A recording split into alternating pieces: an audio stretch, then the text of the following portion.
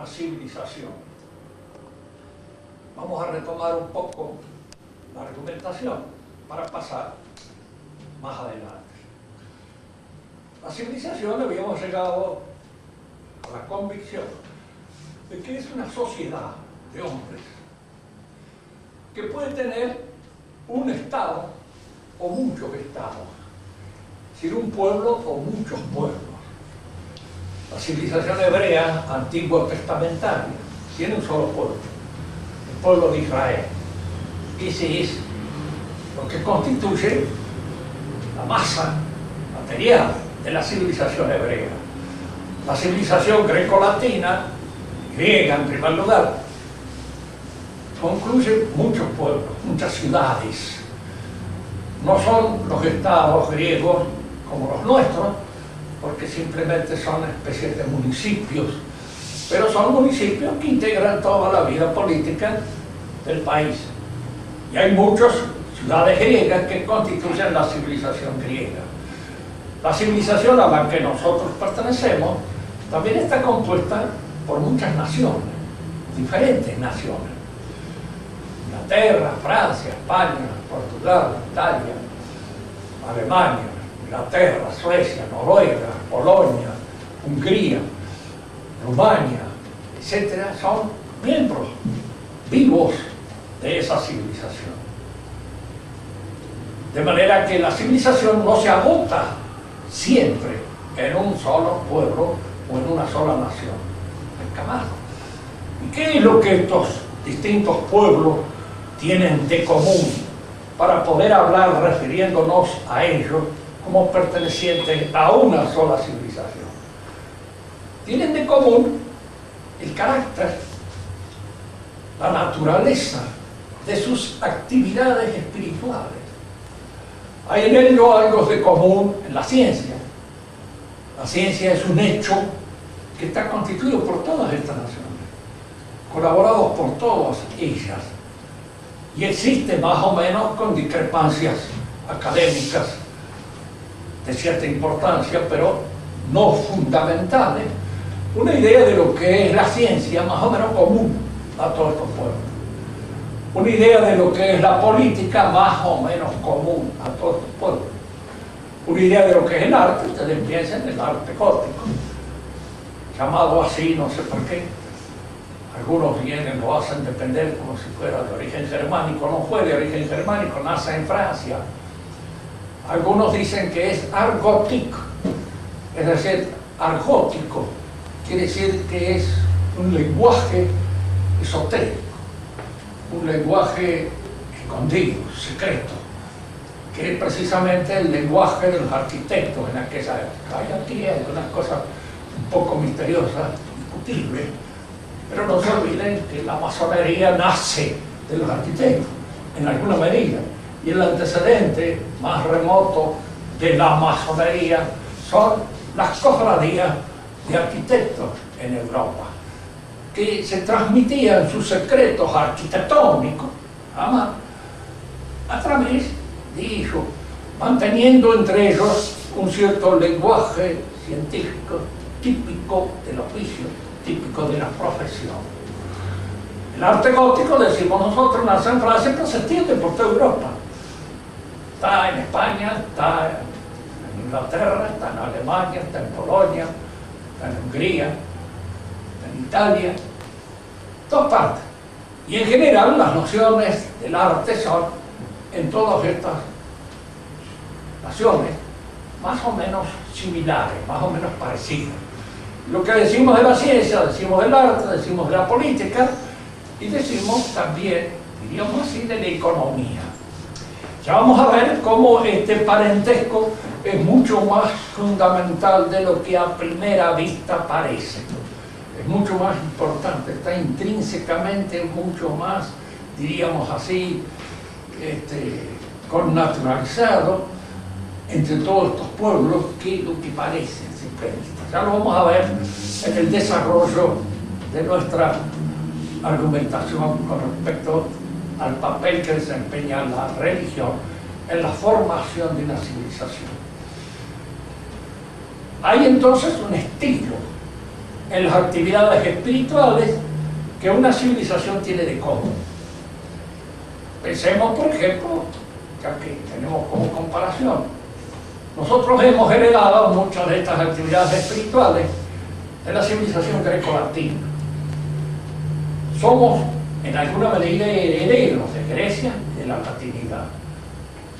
La Iglesia no se constituyó sobre la civilización hebrea, se constituyó sobre la civilización greco-latina y tomó de la civilización greco-latina todos aquellos elementos que, mediante la fuerza transfiguradora de la gracia, fue transformando, fue convirtiendo en otra cosa, diferenciándolos de sus raíces griegas y de sus raíces latinas.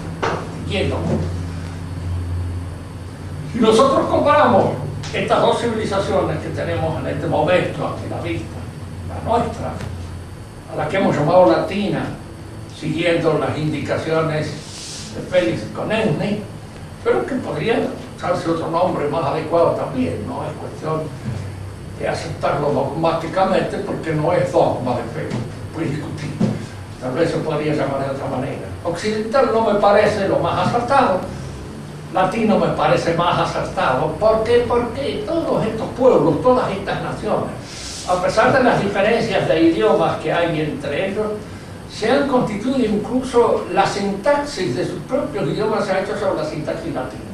Y la sintaxis es el pensamiento, no son las palabras. La sintaxis es lo que organiza el pensamiento. Y lo que organiza el pensamiento de todos estos pueblos fue el latín. Yo lo diré nunca, incluso los grandes filósofos alemanes, antes de escribir en alemán, escribieron en latín. Leibniz escribía en latín y Kant mismo hizo sus tesis en latín, de manera tal que estaban formados mentalmente por el latín. El latín era el idioma que configuró este pensamiento. Por eso esta palabra latina es más denotativa que la palabra occidental, que se refiere a un occidente geográfico, nada más. No es intrínsecamente denotativa. Si nosotros comparamos a la simple ojeada, la civilización nuestra, a la que llamaremos latina por comodidad, con la civilización hebrea, notaremos una diferencia fundamental y esencial. La civilización hebrea es una civilización en que todas las actividades del espíritu, el arte, la política, la economía y la ciencia están dependiendo de la religión. Están intrínsecamente, diríamos, perfeccionadas, o a veces no, por criterios de tipo religioso. Ya vamos a ver cómo, si bien el pensamiento religioso tiene en todas las actividades del espíritu de nuestra civilización una influencia transfiguradora, hay una cierta libertad en el ejercicio de estas actividades que permite una mayor labilidad en la ejecución de estos trabajos. Dicho de otra manera, la Iglesia nunca impuso una determinada forma política. Hay formas políticas que responden más al derecho natural. Y la Iglesia sigue en este sentido aquella frase fundamental que nunca debemos olvidar cuando queremos entender el cristianismo. La gracia non tollit natura. La gracia no borra la naturaleza, la rehace.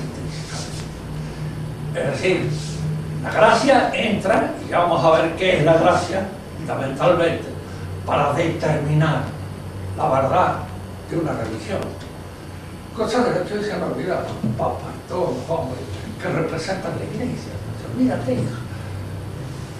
Hablan de la pluralidad de religiones. Y de hecho, en las otras religiones no hablan jamás de que ellos formalmente estén constituidos por la gracia. Pero no nos adelantemos.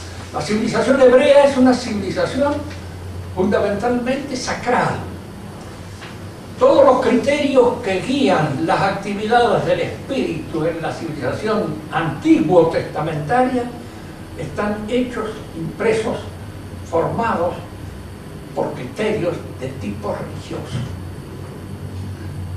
Entonces vemos que el arte, entre los antiguos hebreos, los israelitas, es arte sagrado. Y nada más. No hay arte profano. El arte son los himnos religiosos, son los cánticos, son el templo, que está determinado incluso por una serie de medidas claramente, diríamos, anunciadas en las páginas del Antiguo Testamento. La política es teocrática. Fíjense que acá es un concepto no hace muchos años.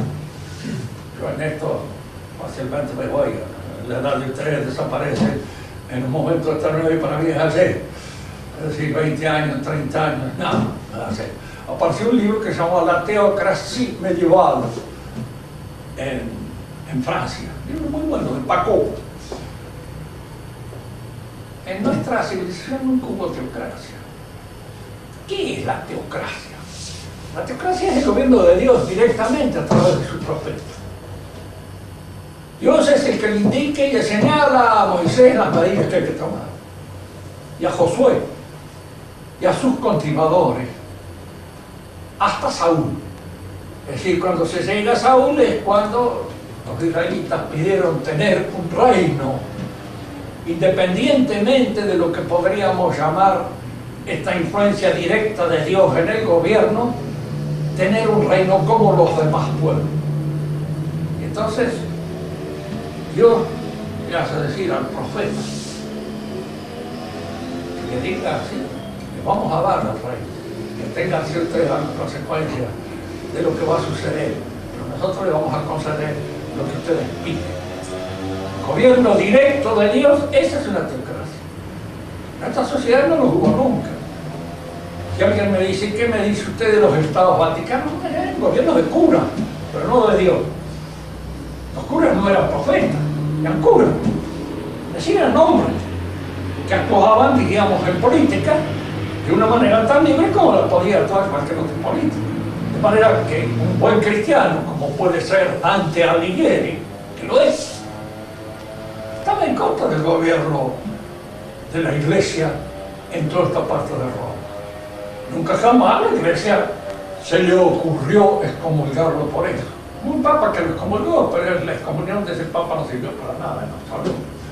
Que Dante sigue siendo el gran poeta cristiano de toda la época medieval. Pero él estaba de acuerdo con este gobierno de la Iglesia. Y lo que acusaba y lo que de alguna manera criticaba era el gobierno. Es decir, la forma política, la manera de actuar políticamente. Hay muchos eclesiásticos que han actuado a veces en política y que, bueno,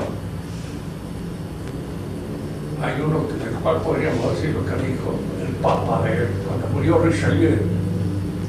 Comunicaron al Papa la muerte de Richelieu y dijo el Papa, que ahora no me acuerdo el nombre cuál era, creo que era uno de los Medici, dice: si Dios no existe, qué vida de triunfo la de este hombre. Pero si Dios existe, no me gustaría estar en su película. Era un cardenal que había manejado la política francesa muy bien desde el punto de vista nacional, pero no tan bien desde el punto de vista de la cristiandad. Como nación sí, porque en el egoísmo nacional había actuado él con un sentido marcadamente y absolutamente francés, pero como cristiano era muy poco deseable encontrarse en el pellejo de este cardenal cuando tuviera que comparecer ante Dios por todas las cosas y compromisos que había hecho. Yo creo que esto que nosotros decimos del cardenal Richelieu se puede decir de casi toda la jerarquía eclesiástica de la Iglesia, donde es la política la que ha influido en estas especies de deformación que han provocado dentro de la fe misma como consecuencia de sus arreglos y componendas de tipo político. Bien. La civilización hebrea fue una civilización sacral. La nuestra no. ¿Y en qué se diferencia? Se diferencia en esto, de que no se imponen, diríamos así, formas hieráticas, inconmovibles, por ejemplo, para los forjadores del arte. Estos forjadores, estos creadores del arte pueden ser muy cristianos. Pero se puede ser muy cristiano en el arte gótico, como en el románico, como en el arte, digamos así, del Renacimiento, como en el último arte cristiano europeo, de inspiración cristiana.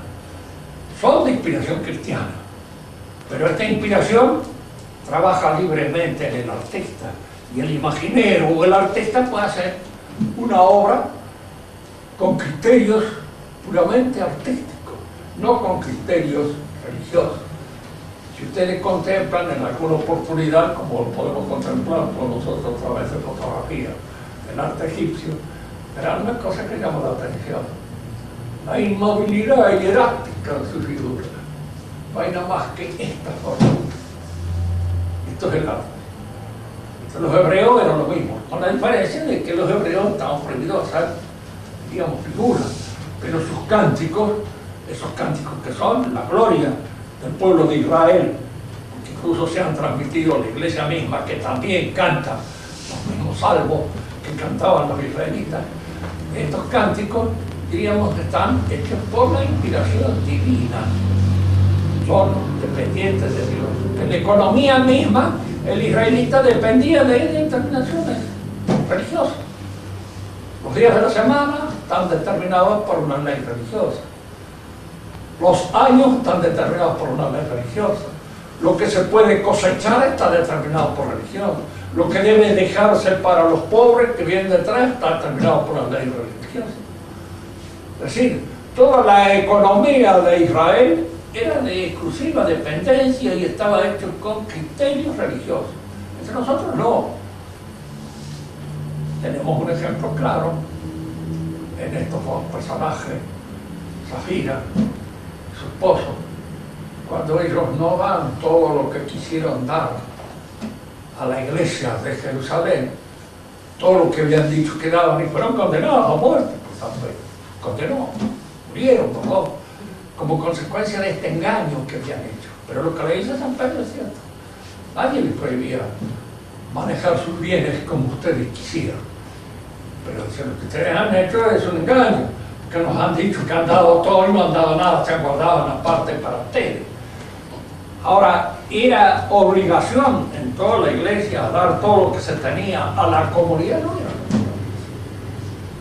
Fue una medida, diríamos así, tomada por un grupo eclesiástico, en lo cual volcó una vocación que ellos tenían, pero que de ninguna manera era imponible a todas las demás iglesias, que podían, diríamos, mantener la propiedad privada de los medios de producción, y tampoco como si esto fuera una cosa santa, ¿no?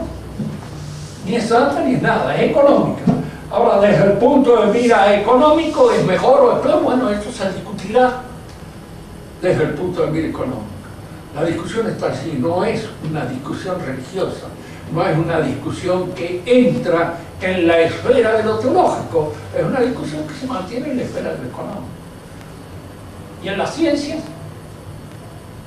porque vemos en todas partes cómo de alguna manera se reprocha a la Iglesia el haber intervenido en la libertad de la ciencia. En realidad, si nosotros leemos bien lo que nos enseña la teología, y la teología tomista especialmente, veremos que no hay ninguna intromisión de lo teológico en ninguna ciencia. Lo que sí hay es una prohibición de que la ciencia se convierta en teología, o de que pretendan hacer teología desde lo que podríamos llamar el radio propio, la jurisdicción propia de esta ciencia. Esta ciencia en su jurisdicción es libre de hacer, diríamos así, de investigar, de analizar, de escrutar, etcétera, etcétera. pero no es libre de intervenir en otra jurisdicción que no sea la propia. Digamos, por ejemplo, ¿se puede probar matemáticamente la existencia de Dios? Es un absurdo. ¿Por qué? Porque Dios no es una mente matemática. Y no se puede probar con argumentaciones de tipo matemático algo que escapa a la jurisdicción de la matemática. Se puede probar biológicamente la existencia de Dios, otro absurdo. ¿Por qué? Porque tampoco Dios es un animal, nada zoológico, nada que pueda ser probado por un criterio fundado en el estudio de esta jurisdicción. Cuando se mezcla la teología con la evolución, Padre Sagllar de Sardán y otros continuadores del Padre Sagllar de Sardán, y claro, se está haciendo un abuso, una intromisión, un abuso, y es el que mejor lo ha hecho fue precisamente Bergson, que no era cristiano, era judío. Él lo hizo bien, hizo una metafísica biológica. Y la metafísica biológica de Bergson adolece precisamente de este biología, que es el que se le reprochó siempre de haber introducido en el orden metafísico una noción que es propia del orden biológico, pero no del orden metafísico. Lo metafísico hay que proceder con otros criterios porque se está en otra jurisdicción distinta a esta jurisdicción. ¿Y quién es el que en un momento determinado señala la jurisdicción? ¿Quién le corresponde señalar las jurisdicciones de cada una de las ciencias? Pues esta es una cuestión filosófico-teológica, que claro, está reservada a los teólogos, filósofos, son buenos, indicar cuál es la jurisdicción y cuál es el campo propio de cada una de estas ciencias que se dicen. En el orden político hemos visto, hay indudablemente ciertas formas políticas que la Iglesia ha sostenido con mayor énfasis que otras. No olvidemos que en la Edad Media hay reinos, hay repúblicas, hay muchas repúblicas. Estas repúblicas son tan cristianas como los reinos, en donde hay una aristocracia, etc. Y unas formas propias de organizar la convivencia política que está abandonada, dejada a los criterios políticos. Y no hay una inmisión permanente del papado en la organización de estos criterios. Son propios de ellos. La ciencia opera en cada una de las jurisdicciones con la libertad propia de la ciencia. Pero claro, es ahí donde uno dice, bueno, muy bien, ¿sí? Hasta aquí llega el conocimiento. Más de aquí para allá ya son conjeturas. Usted entra en el terreno de lo conjetural y ya ahí no hay conocimiento propiamente. Piensen ustedes en el evolucionismo, por ejemplo, que a veces se da como un dogma de fe laicista. Y no hay ninguna comprobación efectiva, real, concluyente, de que de una especie determinada pueda surgir otra superior. Lo que sí suele surgir en unas especies son ciertos retrocesos que se dan. Entre los hombres puede surgir un imbécil, pero algo más que un hombre no. Surge un imbécil sí, porque menos se da.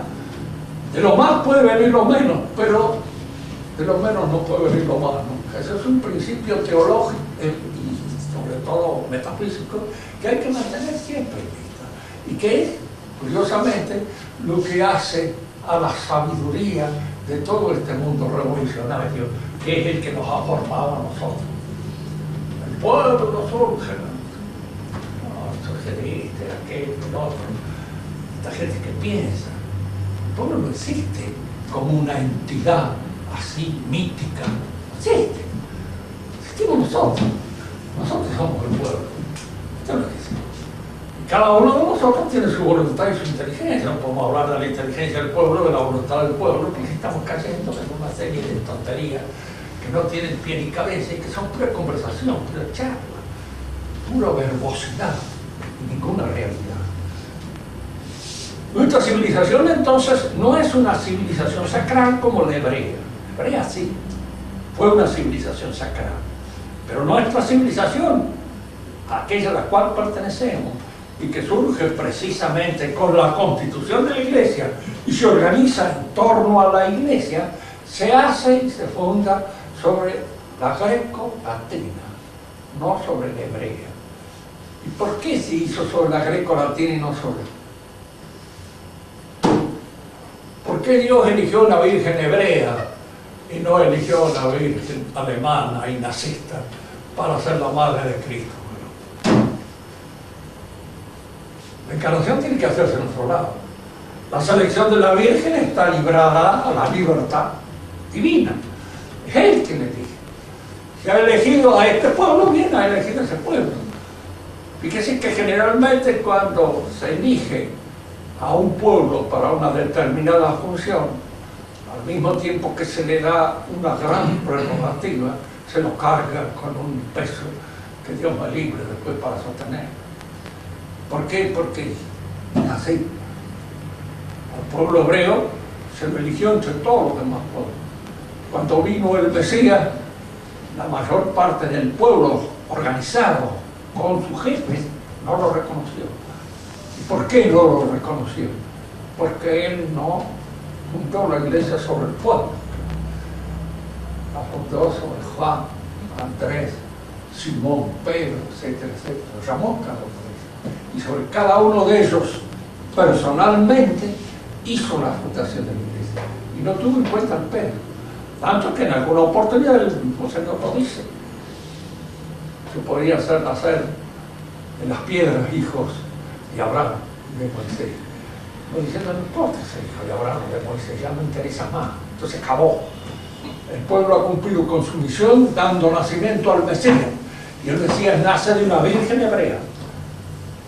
La pregunta que a veces suele hacer uno con ese anti-hebraísmo imbécil. Hoy dentro de la iglesia se combate a veces el antisemitismo de una manera que resulta absurda también. Pero el antisemitismo es absurdo también. No se puede ser antisemita. ¿Qué quiere decir antisemita? Ser enemigo de todos los descendientes de Sem. ¿Qué corno sé yo quiénes son todos los descendientes de Sem? En primer lugar, si soy enemigo de toda la gente que habla en alguna medida un idioma semítico, soy enemigo de los árabes, soy enemigo de los judíos, soy enemigo de los coptos, soy enemigo de los babilónicos, soy enemigo, muchos enemigos se cargan arriba de uno inútilmente, imbécilmente. Diríamos así que todos estos prejuicios son absurdos, ¿no? Hay que combatirlos en uno. Hay que combatirlos y ir las cosas como son.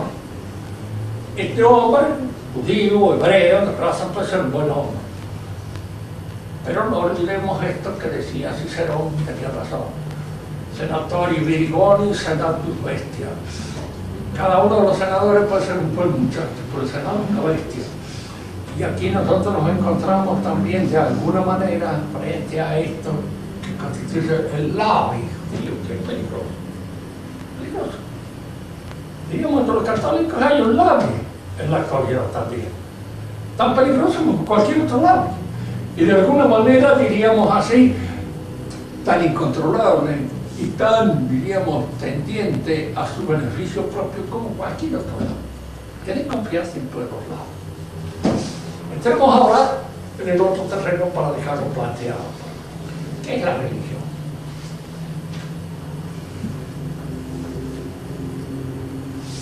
Aquí hay dos criterios contradictorios.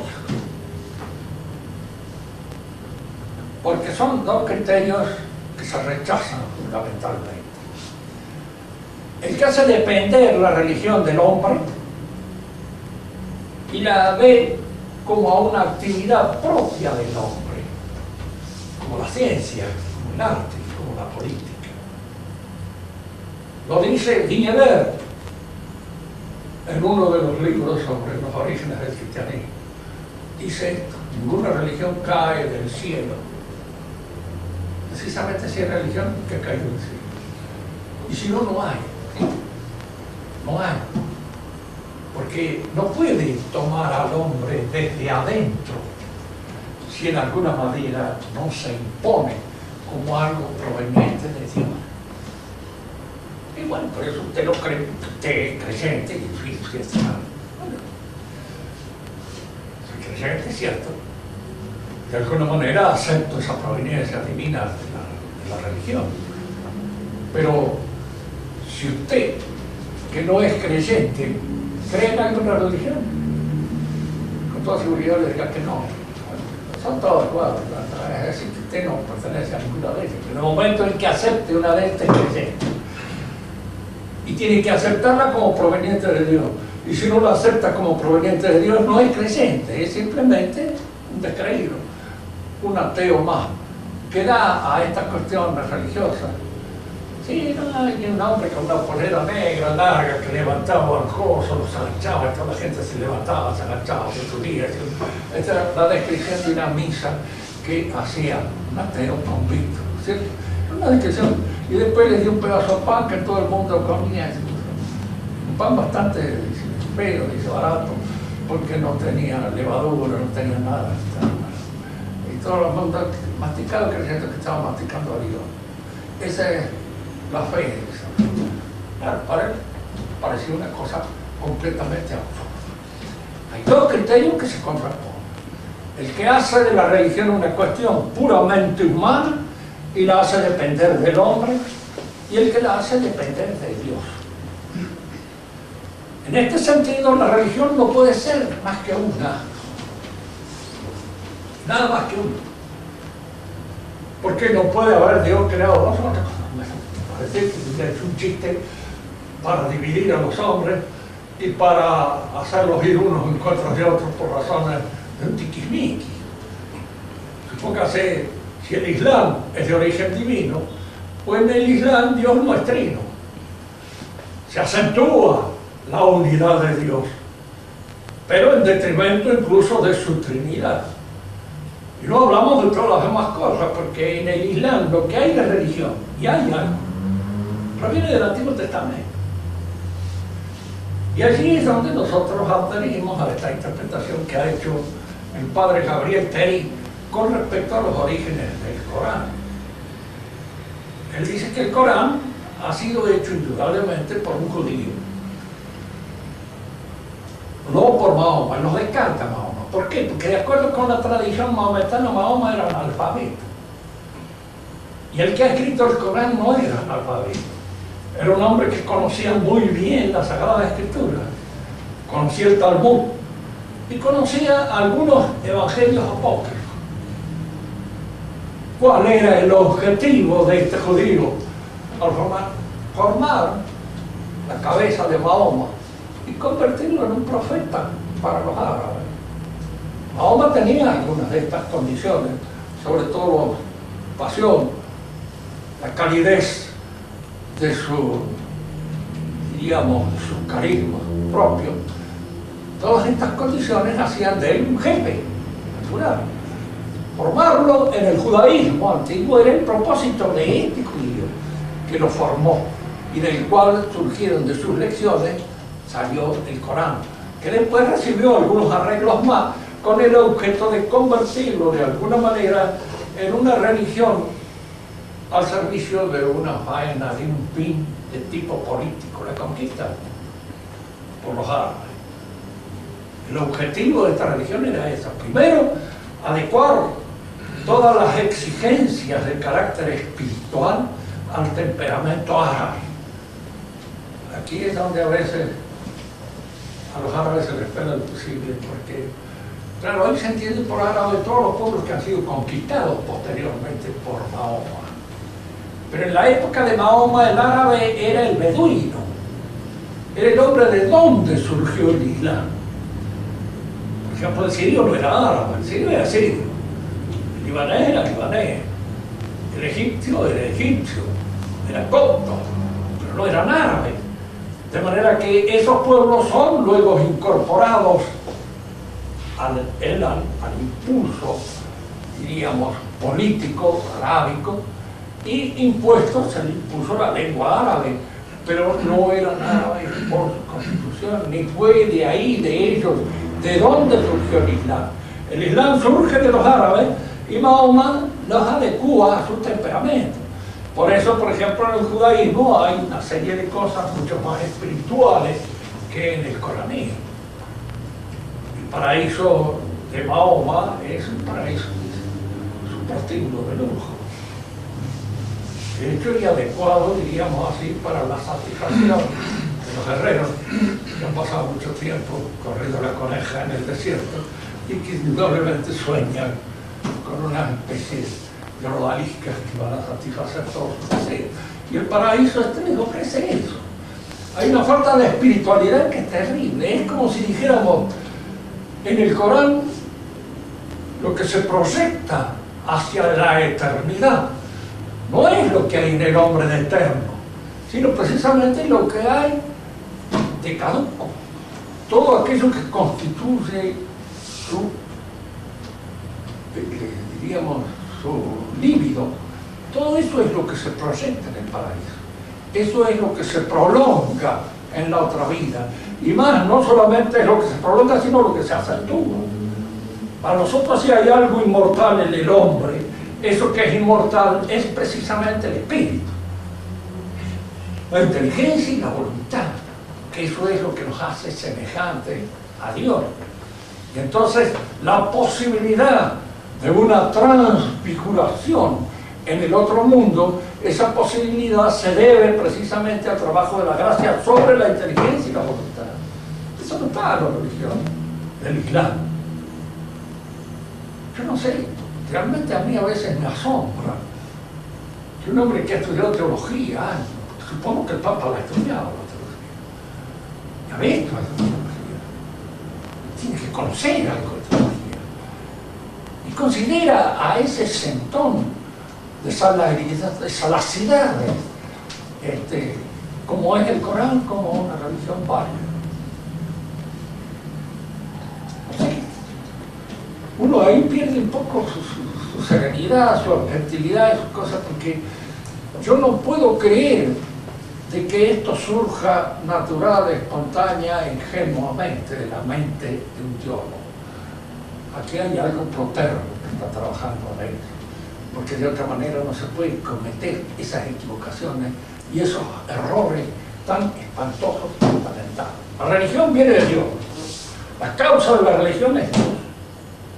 Y aquí es donde entramos en otro aspecto que es conveniente considerar. ¿Cuál es la forma de la religión? Lo que constituye su elemento formal, lo que la hace ser religión, la gracia. Gracia. Existe la gracia entre los judíos, eso no habla absolutamente.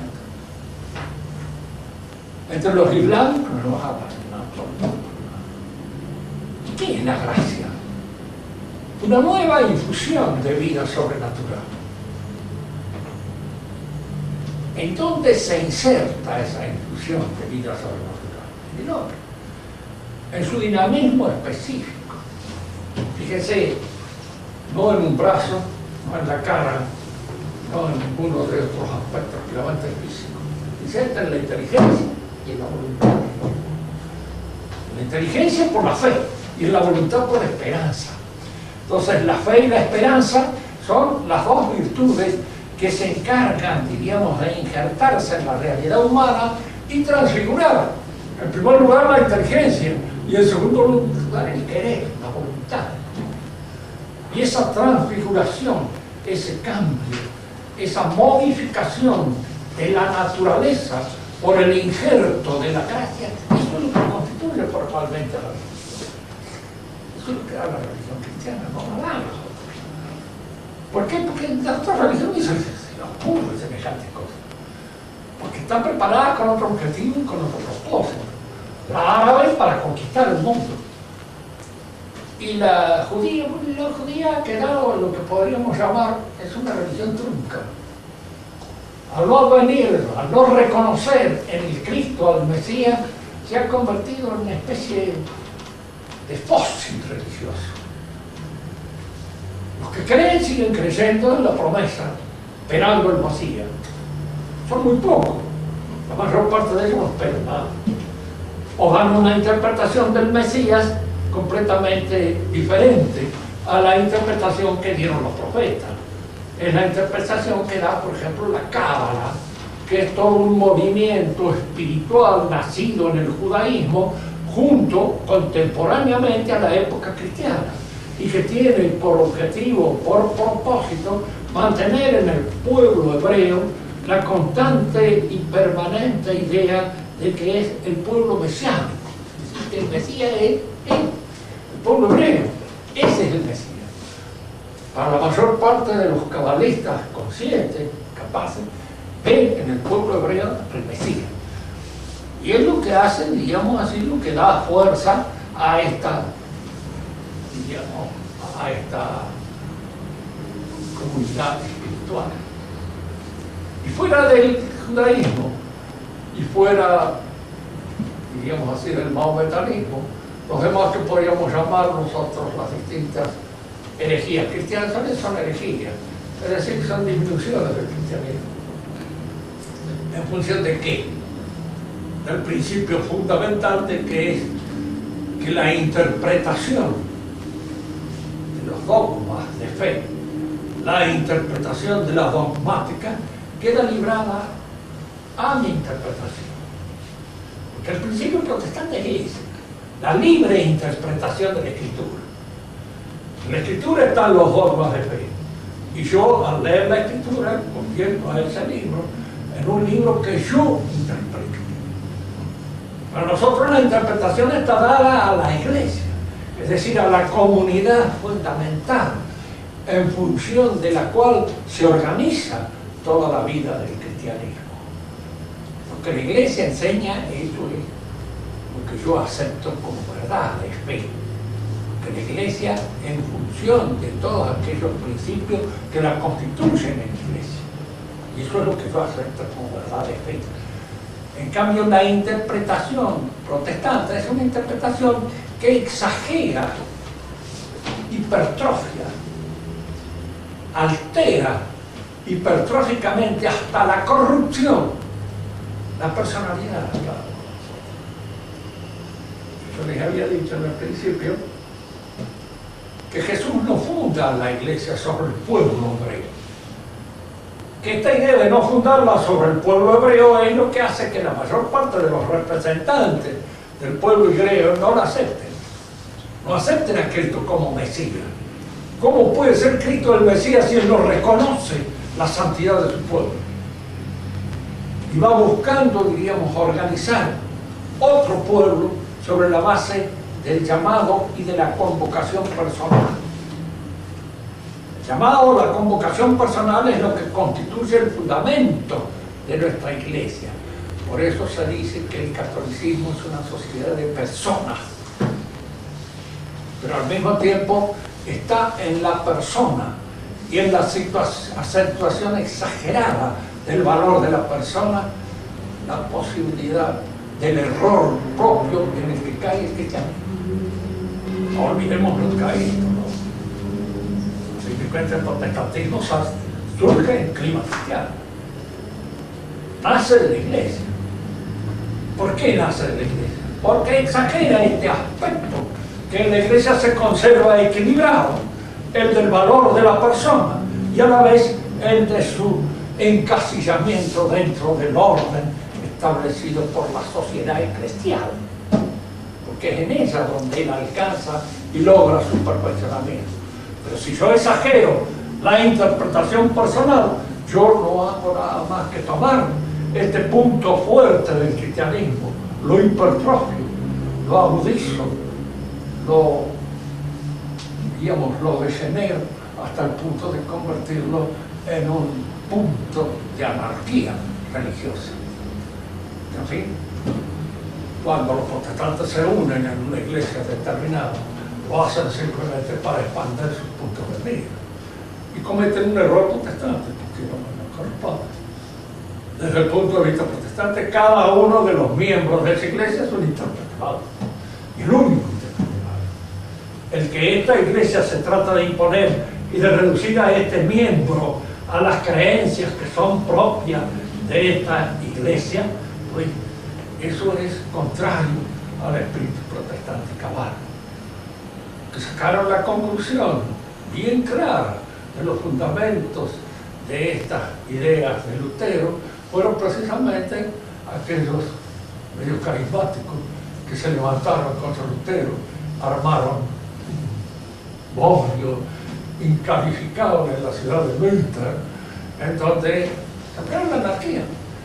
Cada uno de nosotros es rey y al mismo tiempo es obispo, toda la realidad. Y cada uno de nosotros es hermano. El resultado fue que Lutero se enojó de tal manera que llamó a todos los varones alemanes, a todo el ejército, y los hizo sonar, convirtiéndolos prácticamente en papas. Es una de las cosas en las cuales Lutero salió por los fueros, diríamos así, del buen sentido. Que eran más locos que él. Pero habían tomado, diríamos, los principios que él había puesto, pero lo habían tomado exagerándolo. Y esto se lo hizo enojar. No, eso no es lo que yo quiero decir. Bueno, no es lo que usted quiere decir, pero es lo que usted dice. Cuando le digamos nosotros a estos nuevos eclesiásticos que nos están manejando hoy, le digamos, ¿cómo voy a bautizarlo a un niño que todavía no es capaz de optar libremente por la religión de acuerdo con los derechos del hombre? ¿Qué va a decir? ¿De acuerdo con eso? Era la idea de mi papá, pero mi papá no era cardenal, ni era obispo, ni era nada, era simplemente un liberal radical en aquella época. No nos bautizó. No nos bautizó, ¿por qué bautizó a nosotros? Porque decía, no hacen grandes, tienen ganas que se van. Nunca hizo ninguna oposición así, pero era el principio liberal, el que adoptaba actualmente la iglesia. Si usted va y le dice eso, pero dígame, a fin de cuentas, ¿qué diablo? ¿Por qué le impongo mi idioma yo a este chiquitito que todavía no es capaz de elegir? Si a él le hubiera gustado más adelante aprender inglés, yo le enseño el español. ¿Por qué?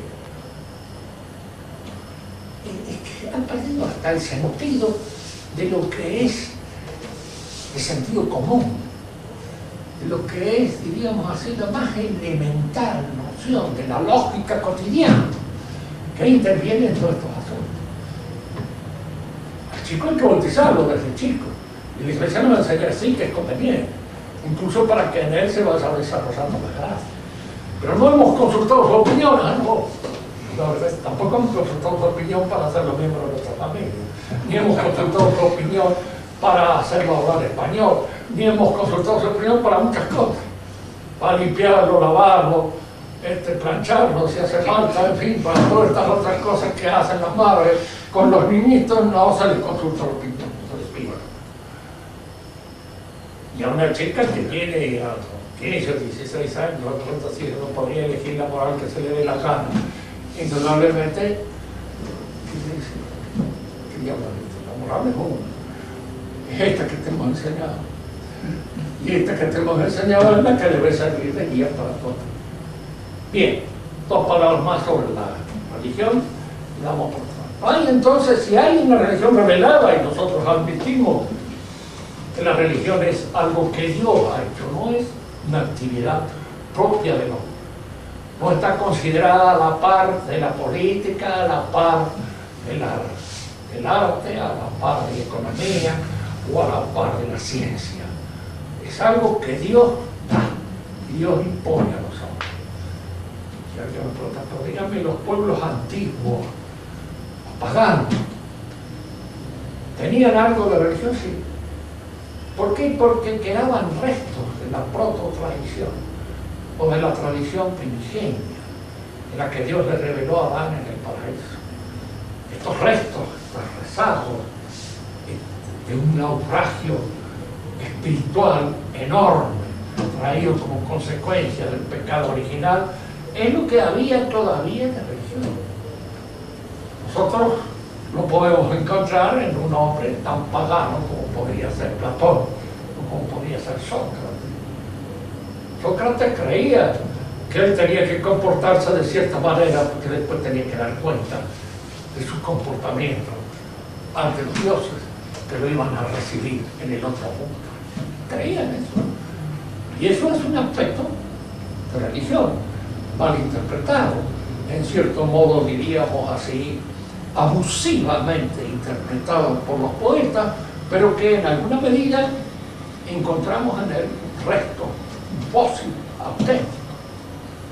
Por eso cuando se estudian los mitos, hay dos criterios que es conveniente tener para un estudio bueno, claro, de lo que son los mitos paganos. Un criterio puramente etimológico o filológico, estudiar los orígenes literarios, los cambios que ha ido sufriendo el mito a lo largo de una historia determinada, y un criterio teológico para ver qué hay de auténtica religión que queda en este mito. Pongamos, por ejemplo, en algunas otras oportunidades he salido con esto, el mito de Hércules. ¿Hay algo religioso en el mito de Hércules? Sí, hay. ¿Cuál es? La posibilidad de un imperio universal. La posibilidad de un imperio universal que de alguna manera ha sido transmitido. Que la idea del imperio del anticristo es una idea religiosa común a la religión. Está en el fundamento de la religión. La conocían los paganos y a través de ciertas interpretaciones la conocían. El mito de Hércules es en alguna medida un resto, un rezago de esa interpretación o de esa verdad. Está allá. Prometeo es la figura del demonio, el amigo de los hombres, el que se acerca a los hombres con el objeto en alguna manera de incitar su orgullo, de, diríamos, de animar todo lo que en él hay de separatismo con respecto a Dios. Más lo dice, porque claro, los grandes pensadores, incluso los falsos profetas, tienen muchas veces cosas que arreglan lo que Mar dice en una oportunidad: yo prefiero ser como Prometeo, sin quedarme, dice, atado a la roca del Cáucaso, antes de ser un humilde servidor de Júpiter. Se lo dice él en la introducción a la filosofía materialista de Demócrito y Epicuro, que fue la tesis con la cual él se recibió de doctor. Y esto es claro, ¿no? Es tan claro como decirse hombre de izquierda. Se olviden que izquierda, otro término, es la siniestra, es decir, es el lado ominoso. Cuando uno se declara ominoso y siniestro, aunque no sepa muy bien por qué se declara, de hecho esta declaración connota una actitud religiosa que se asume allí con entera responsabilidad. En la próxima clase seguiremos hablando para ver, ya introducirnos dentro de cuál es el papel que juega la religión en el desarrollo de la civilización. Y vamos a hacer algunas acotaciones que nos permitan aclarar mejor esta idea. Si alguno quiere algo que preguntar, la clara. Clarita que solo.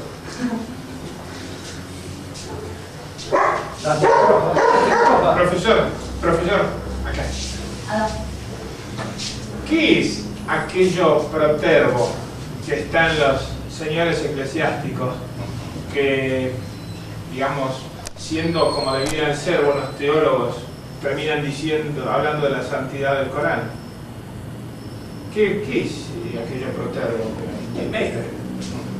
Para nosotros las cartas automáticas de cierto demonio.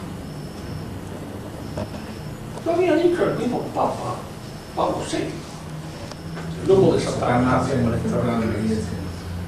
Y estas palabras a veces de este hombre tan discutible y tan discutido son indicios de que por ahí, de vez en cuando, aparecía y surgía en él, en medio del oleaje del cristiano. Lo veía, se dio cuenta, ¿no? Son palabras tremendas, dichas por él. Que también es muy contradictorio. También él es muy contradictorio el mismo. Entonces ahí tiene... No, es que, claro, Yo no sé porque no tengo una experiencia mística como para poder hablar de esas cosas con conocimiento fuerte, causa. Pero me doy cuenta que a veces el diablo está... En fin, no sé si es imaginación de uno.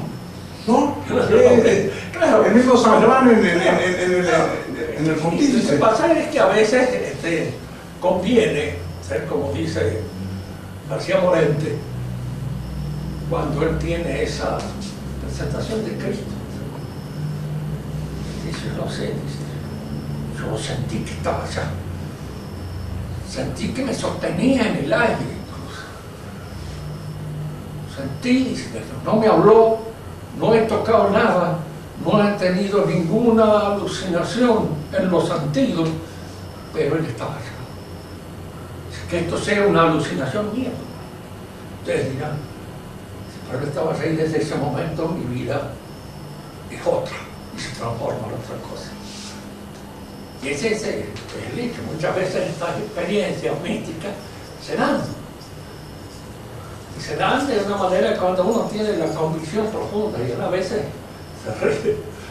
Me río porque una vez vino uno de mis chicos, había atravesado la plaza y en un banco de la plaza había un personaje que lo miró y se rió. Pero un susto tremendo y no era hombre de asustarse. Pero él vio en la cara, ¿sí? ¿Sabe? A temor. Me dijo, yo debe haber sido un maricón, que tiene cara de demonio en un momento determinado. Pero esa era la interpretación racionalista, qué sé yo. Pero a veces los maricas se abren, porque a veces tienen una deformación de la facción, de tal modo que impresiona, da miedo.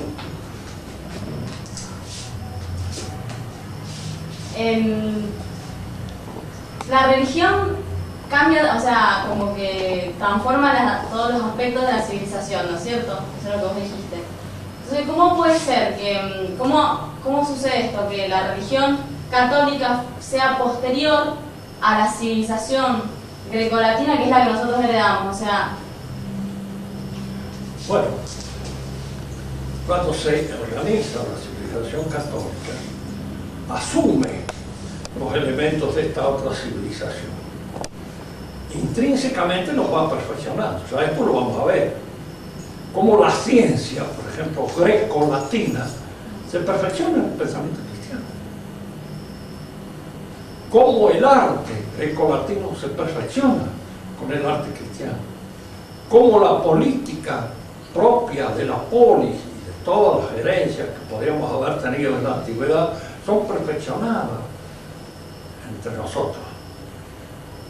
Ahora, esta perfección es lo que hace también esto. Un cura degenerado es mucho peor que un dentista degenerado. Un dentista tarado es un dentista complicado.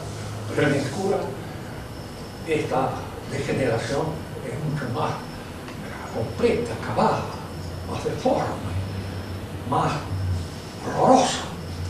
Porque nosotros vemos allí la presencia diabólica. También en nuestra civilización hay ciertas cosas que alcanzan una plenitud y una perfección que no tuvieron nunca antes. Y otras degeneran de una manera como no alcanzaron a conocernos los paganos. Un pagano malo era naturalmente malo. Un cristiano malo es sobrenaturalmente malo. Fíjate que esta es la cosa distinta. Que una cosa es, digamos, un hombre que tiene su naturaleza un poco arruinada, y otro es aquel que ha arruinado la gracia, que ha hecho perder la gracia, que en él hay una esperanza loca, falsa, hay una caridad mentira, hay una fe corrompida, desviada, puesta en otras cosas. Esto lo vamos a ver cómo la religión, digamos, desde adentro, obra sobre la naturaleza. Pero nuestra naturaleza sigue siendo una naturaleza caída y de alguna manera puede recibir fructuosamente la gracia y puede recibirla infructuosamente, corromperlo intrínsecamente los elementos que se reciben de esa gracia. Esto lo vamos a analizar despacito, pero es así. Diríamos así, es un cristiano pervertido es peor que un pagano pervertido. Porque uno va a los paganos porque es rico. En de cuenta lo que le atribuimos son cosas a veces, pecados que están en la fragilidad de la naturaleza. Pero nosotros, por ejemplo, la revolución es toda una tergiversación de las verdades cristianas. Es una corrupción de la verdad cristiana. Y eso es mucho más grave de lo que pudieron haber cometido todos. La revolución no la conocieron los paganos. Se conoce en clima cristiano, como el protestantismo. Esta gente quiere abrazar. Fíjense que hay acá una verdad de lo que ellos dicen. No hay que despreciar ni al judío, ni hay que despreciar al musulmán, ni hay que despreciar al común. Son reconquistables. Y en la medida en que son reconquistables, merecen nuestra atención. Y que nosotros le ofrezcamos aquello que es la verdad. Pero no es caritativo y es una corrupción de la caridad el ofrecerle una mentira más. De las que tienen ellos, le ofrecemos la mentira en un catolicismo echado a perder, arruinado, convertido en una basura, en una porquería. Entonces usted, en vez de convertirlo en el catolicismo, ¿a qué los está convirtiendo? ¿A qué basura ecuménica los está convirtiendo? Ofrézcale lo que es. Hay una verdad en esto, de que no hay que despreciar a los hombres. Nosotros no sabemos a quiénes salvará Dios o quiénes condenará. No lo sabemos. Todos los judíos se van al infierno. Yo creo que no. Que no sea así. Todos los musulmanes se van al infierno también, espero que no. Pero aquello está en la misericordia de Dios. No se salvan por ser musulmanes ni se salvan por ser judíos. Se salvan porque Dios quiere que se salven. Y en alguna medida lo quiere por alguna razón que justifica su selección. Aunque de esto no sabemos nada, sino el misterio de otras cosas. Nuestro conocimiento es muy escaso.